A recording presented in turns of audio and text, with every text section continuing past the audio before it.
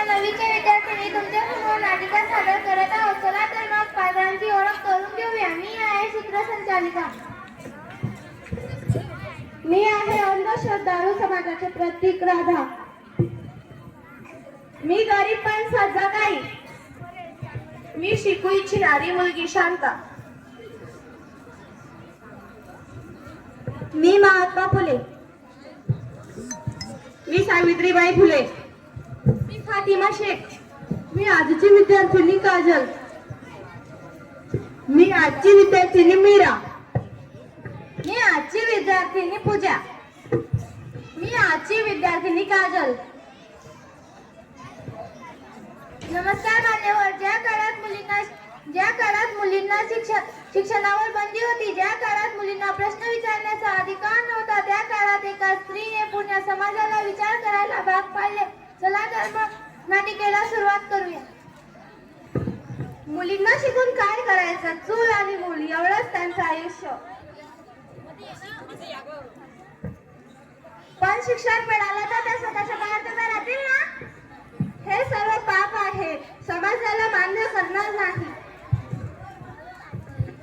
आई, मला हातात पुस्तक घ्यायचं आहे. मला अक्षर शिकायची. मी अंधारात राहू इच्छित नाही. बाळा, मला तुझी इच्छा समाजाची भीती वाटते. स्त्री शिकली तर कुटुंब शिकतं आणि कुटुंब शिकतं तर समाज बदलतो. सावित्री, तुला या मुलींच्या कल्याणासाठी शिकावंच लागेल. हो, मी शिकीन, कारण भीतीने गंजलो तर पिढ्या अंधारात राहतात.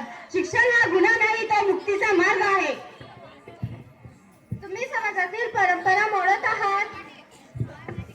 हो, अन्यायाविरुद्ध परंपरा मोडायलाच हव्यात. मी सावित्रीबाई सोबत आहे. शिक्षणात जात धर्म लिंग नसतं. आज आपण शाळेत बसलो आहोत कारण सावित्रीबाईंनी दगडशेठ यांचा मारा सहन केला. त्यांनी अपमान केला पण शिक्षण सोडलं नाही. She taught her that courage, a louder than cruel. Education is the most powerful weapon to the change society. मुलींना शिक्षण घ्या पण नोकरीसाठी नाही. मुलींना शिक्षण घ्या विचार करण्यासाठी. घाबरू नका, प्रश्न विचारा आणि अन्यायाविरुद्ध उभं राहा.